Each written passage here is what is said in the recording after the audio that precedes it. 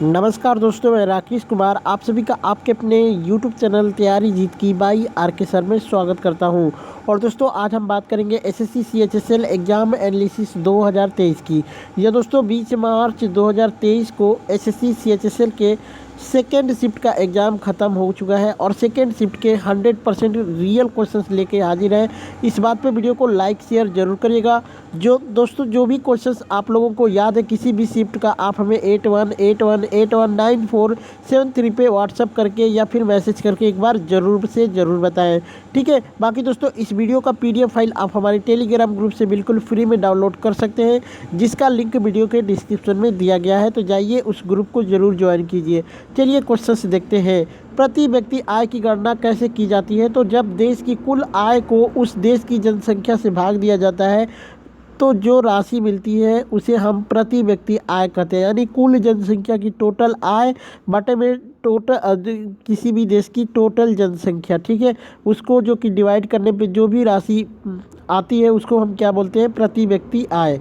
एक प्रश्न आया था कि विश्व पृथ्वी दिवस 2022 की थीम क्या थी? तो हमारे ग्रह में निवेश करें, ये इसका थीम था। बात करते हैं तो पृथ्वी दिवस 2022 जो कि पृथ्वी दिवस 22 अप्रैल को मनाया जाता है दोस्तों, और इस साल विश्व पृथ्वी दिवस 2022 की थीम थी इन्वेस्ट इन आवर प्लेनेट, ठीक है, यानी हमारे ग्रह में निवेश करें। यह थीम हमें हमारे स्वास्थ्य, हमारे परिवारों, हमारी आजीविका की रक्षा करने के लिए एकजुट होकर इस ग्रह में निवेश करने के लिए प्रोत्साहित करती है, क्योंकि हरा भरा भविष्य एक समृद्ध भविष्य होता है, ठीक है। एक प्रश्न आया था दोस्तों कि सिक्किम राज्य को किस संविधान संशोधन के तहत राज्य बनाया गया? तो 36वां संविधान संशोधन अधिनियम 1975 के द्वारा। बात करते हैं दोस्तों तो यहाँ पे 36वां संविधान संशोधन 1975 के तहत सिक्किम को भारत का 22वां राज्य बनाया गया था, तो इसको याद रखिएगा। बात करते हैं 85वां संशोधन जो कि सरकारी सेवा में अनुसूचित जाति जनजाति के उम्मीदवारों के लिए पदोन्नति के आरक्षण के लिए किया गया था। 88वां संविधान संशोधन 2003 में हुआ था जो कि सेवाओं पर कर प्रावधान के लिए। 91वां संविधान संशोधन 2003 में पार्टी परिवर्तन प्रणाली में संशोधन, केवल संपूर्ण पार्टी के विलय की मान्यता, ठीक है। एक प्रश्न आया था कि अवध की संधि कब हुई थी? तो 16 अगस्त 1775 में हुआ था। बात करते हैं दोस्तों तो जो कि इलाहाबाद की संधि में ही इसको गिना जाता है, लेकिन दोस्तों इलाहाबाद की पहली जो संधि हुई थी 12 अगस्त 1765 को हुई थी। बात करते हैं यह संधि रॉबर्ट क्लाइव, मुगल सम्राट शाह आलम द्वितीय और बंगाल के नवाब शुजाउद्दौला के बीच में हुआ था। कंपनी को बंगाल, बिहार और ओडिशा के दीवानी अधिकार प्राप्त हुए। कंपनी ने कारा और इलाहाबाद के जिलों को अवध के नवाब से ले लिया और अपने इलाहाबाद न्यायालय के रखरखाव के लिए मुगल सम्राट को दे दिया। बात करते हैं दोस्तों तो मुगल सम्राट को जो कि दीवानी अधिकारों के बदले में 26 लाख की वार्षिक पेंशन का वादा किया गया था। निजामत कार्यों जैसे कि सैन्य, रक्षा, पुलिस और न्यायपालिका के कार्यों के बदले में कंपनी को 35 लाख का प्रावधान था। इलाहाबाद की दूसरी संधि जिसको दोस्तों अवध की संधि बोली जाती है, ये 16 अगस्त 1765 में हुई थी। बात करते हैं इस संधि पर अवध के रॉबर्ट क्लाइव और नवाब शुजाउद्दौला के बीच हस्ताक्षर किए गए थे। तो ये आपका राइट आंसर हो जाएगा 16 अगस्त 1765। अवध, कारा और इलाहाबाद जिलों को छोड़कर नवाब को बहाल किया गया जाना था। नवाब को अवध में अपने खर्च पर एक ब्रिटिश टुकड़ी को बनाए रखना था। वहीं बात करते हैं कंपनी को अवध प्रांत में मुक्त व्यापार अधिकार दिए गए थे। एक प्रश्न आया था दोस्तों कि 2022 का एशिया कप किसने जीता है? दोस्तों महिलाओं का पूछा था या पुरुषों का? कमेंट करके बताइएगा। तो अगर पुरुषों का पूछा गया होगा तो श्रीलंका ने 6वीं बार जो कि एशिया कप जीता था 2022 में, उसने पाकिस्तान को हराया था। वही बात करते हैं 2022 का महिला एशिया कप, भारत ने श्रीलंका को 8 विकेट से हराकर 7वीं बार खिताब पर कब्जा किया था। तो मैंने दोनों बता दिया। अगर महिला का पूछा गया होगा तो भारत जीती थी, पुरुष का पूछा गया होगा तो फिर श्रीलंका ने जीता था। एक प्रश्न आया था कि राष्ट्रमंडल खेल में इसमें से किस खेल में भारत ने गोल्ड मेडल नहीं जीता था? दोस्तों इसका ऑप्शंस कमेंट करके एक बार बताइएगा दोस्तों, ठीक है। पूरा राष्ट्रमंडल खेल 2022 का पूछा था, या फिर पूरे राष्ट्रमंडल खेलों को मिला के पूछा था? क्या पूछा था एक बार कमेंट करके बता देना।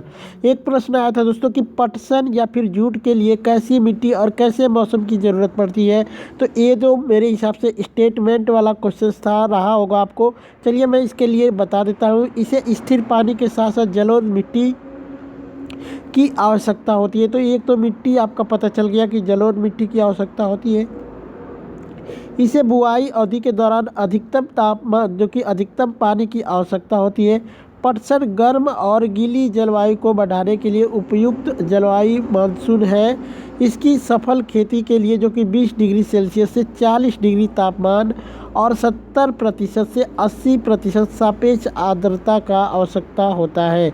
ठीक है, तो इससे रिलेटेड मैंने सभी चीज़ें बता दी। ऑप्शन एक बार कमेंट कर देना। एक प्रश्न आया था कि प्रथम 5 पंचवर्षीय योजनाओं के लिए थीम क्या लगाई गई थी? तो तेज और अधिक समावेशी विकास, ये यही था दोस्तों।